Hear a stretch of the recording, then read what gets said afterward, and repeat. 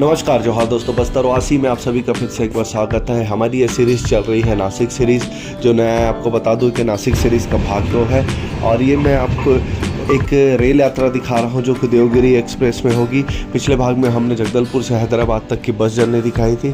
इस भाग में हम आपको रेल जर्नी दिखाएंगे जो भारत के खूबसूरत राज्यों तेलंगाना और महाराष्ट्र होते हुए जाएगी और वहाँ के खूबसूरत लैंडस्केप को कवर करेगी।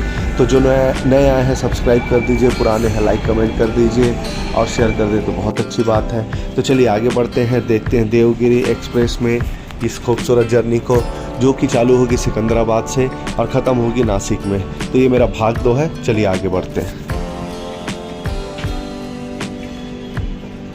हमारी 21 कोचों वाली यह देवगिरी एक्सप्रेस सिकंदराबाद का प्लेटफॉर्म छोड़ चुकी है। सिकंदराबाद का जो रेलवे स्टेशन है साउथ सेंट्रल रेलवे का जोनल हेडक्वार्टर है, जहां से पूरे जोन का कार्य चलता है। और आपको बता दूं कि इस रेलवे स्टेशन में 10 प्लेटफॉर्म है। काफ़ी उन्नत रेलवे स्टेशन है क्योंकि प्रांतीय राजधानी तेलंगाना की ये राजधानी भी है।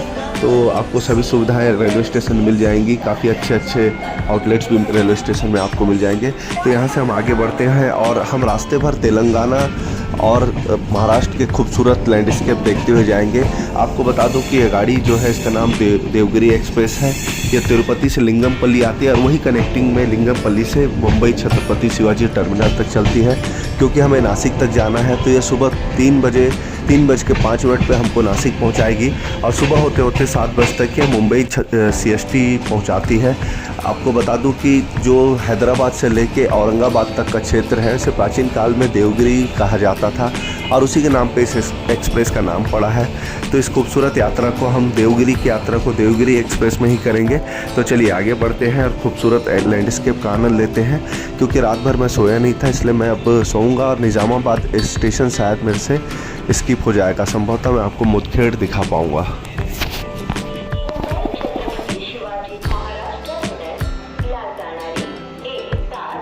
दोस्तों अभी हम हैं धर्माबाद रेलवे स्टेशन में, जो इस लाइन में महाराष्ट्र का पहला स्टेशन पड़ता है। इससे पहले के जितने स्टेशन थे वो तेलंगाना में आते थे। धर्माबाद जो जगह है वह नांदेड़ डिस्ट्रिक्ट की एक तहसील है और यहाँ से हम अब आगे बढ़ेंगे। महाराष्ट्र में पूरी यात्रा होगी हमारी। तो चलिए आगे बढ़ते हैं, देखते हैं इस खूबसूरत महाराष्ट्र के खूबसूरत दृश्यों को। और आपको बता दूं कि हम जो है हमारा प्लान जो है कि हम सुबह नासिक पहुंचकर होटल लेंगे और उसके बाद कल हम आपको नासिक दर्शन कराएंगे। तो अगला जो मेरा भाग रहेगा इस सीरीज़ का वो नासिक दर्शन का रहेगा। तो चलिए देखते हैं आगे खूबसूरत स्टेशन कौन कौन से आते हैं उन्हें देखते हैं। महाराष्ट्र आ गया है तो मंदिरों में जो है भगवान के जयकारे वाले गीत महाराष्ट्री लैंग्वेज में सुनाई देने चालू हो गए हैं। तो चलिए संत ज्ञानेश्वर की धरती को जय करते हुए, संत शिवाजी की धरती को जय करते हुए आगे बढ़ते हैं।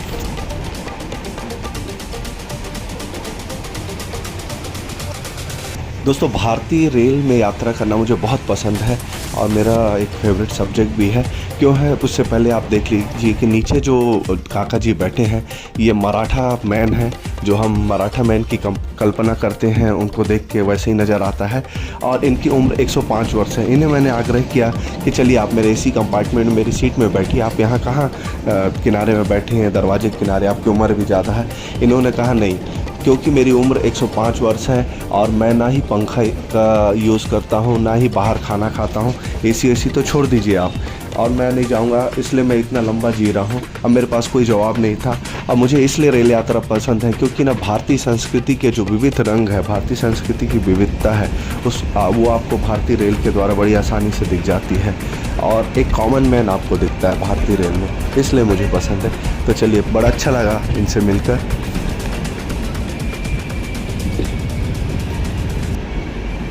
दोस्तों हमारी गाड़ी मुदखेड़ जंक्शन पहुंच गई है। ये जंक्शन है क्योंकि यहाँ से आदिलाबाद के लिए एक लाइन कटती है। और आपको बता दूं कि मुदखेड़ जो है नांदेड़ डिवीज़न के अंतर्गत आता है। Nanded division south central railway का एक डिवीज़न है और यह महाराष्ट्र राज्य में स्थित है। मुदखेड़ जो है नांदेड़ ज़िले का एक भाग भी है। और मुदखेड़ से आपके आगे आपको नांदेड़ शहर पड़ता है जो 30 से 35 किलोमीटर दूर होगा। और ये काफ़ी महत्वपूर्ण जंक्शन है इस रेल लाइन का। तो यहाँ पे लगभग 62 ट्रेनों का ठहराव होता है। तो मुदखेड़ से अब हम आगे बढ़ते हैं और जाएंगे नांदेड़ की ओर। दोस्तों अब हम बढ़ रहे हैं नांदेड़ की ओर। नांदेड़ महाराष्ट्र राज्य का 8वां सबसे बड़ा शहर है, जो कि गोदावरी नदी के तट पर स्थित है। काफ़ी महत्वपूर्ण नगर है क्योंकि यहाँ पे गुरु गोविंद सिंह जी के शहादत स्थल पर गुरुद्वारा सचखंड साहब का निर्माण हुआ, इसीलिए इसे हुजूर साहिब नांदेड़ भी कहा जाता है। नांदेड़ बस, सड़क और वायु मार्ग द्वारा देश के सभी स्टेशनों से जुड़ा हुआ है। लगभग 5,50,000 की आबादी वाला नांदेड़ महाराष्ट्र का महत्वपूर्ण नगर है। आपको बता दूं कि नांदेड़ में चक्रधर स्वामी जी का एक मंदिर है और माता रेणुका का एक तीर्थ भी है।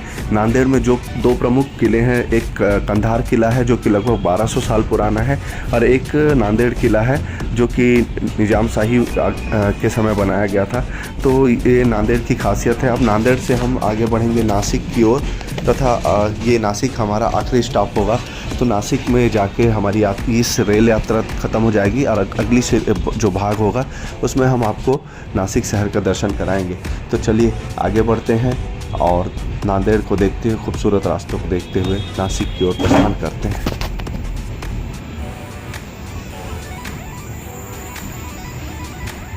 तो दोस्तों अभी हम हैं परभणी स्टेशन में, और इसके बाद क्योंकि रात्रि बहुत हो चुकी है बाकी स्टेशनों को हम स्किप कर देंगे। आपसे सुबह मुलाकात होगी सीधे नासिक स्टेशन में। तो नासिक के बारे में तो अगली वीडियो में जानकारी दूंगा, तो इसलिए कुछ ज़्यादा बचा नहीं है। तो मैं अपनी बाड़ी को विराम, कैमरों का आराम देता हूँ। आप लोगों से मुलाकात होगी अगली वीडियो में। तब तक ले जय बस्तर, जय भारत, जय माई दंतेश्वरी। जो नए आए हों सब्सक्राइब कर दीजिए, जो पुराने हो लाइक कमेंट कर दीजिए, शेयर कर देते बहुत अच्छी बात होती। तो चलिए आगे बढ़ते हैं, अब मिलते हैं अगली वीडियो में।